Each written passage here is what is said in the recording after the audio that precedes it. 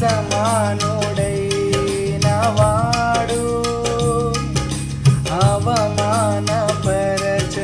నిన్ను. ఓటమి ఎరుగని మన దేవుడు ఓడిపోనియడు నిన్ను.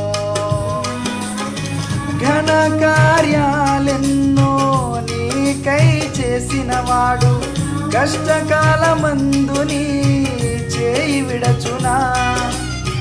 అసాధ్యములెన్నో దాటించిన నాదుడు శ్రమలో నిన్ను దాటిపోవునా.